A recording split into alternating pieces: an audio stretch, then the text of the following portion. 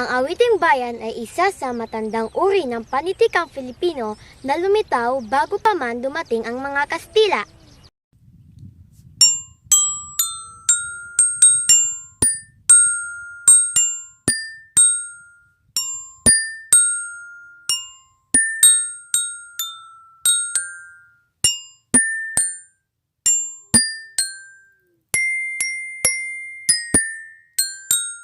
Ang tong-tong-tong pakitong-kitong ay isang panitikang Bisaya. Ito ay awiting bayang nagmula sa Cebu. Ito ay replikasyon ng pamumuhay ng mga Cebuano sa kanilang probinsya, ang pagsasaka at pangingisda. Tong-tong-tong-tong pakitong-kitong alimango sa suba, di bantog, di makuha, ako ray makakuha. Ako ray makasuwa.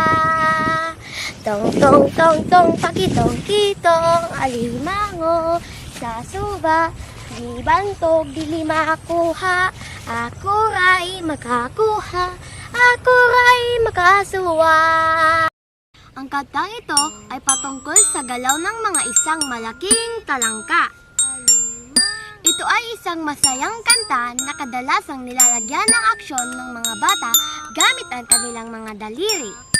Ito ay kadalasang inumpisahan kantahin ng mga bata ng mabagal hanggang sa ito ay bumilis na bumilis. Tang tang tang tang pakitong kitong alimango sa suba, di bantog dili makuha. Ako ray makakuha. Ako ray makasuwa. Tong-tong-tong pakitong-kitong alimango sa suba, di bantog dili makuha. Ako ray makakuha. Ako ray makasuwa. Ang galaw ng talangka ay sumasalamin sa pangarap ng mga Cebuano. Ang pangarap na ito ay makakamit sa pamamagitan ng paglalaan ng sikap at tiyaga. Kaakibat nito ang talino, tapang at determinasyon upang ito ay makamit.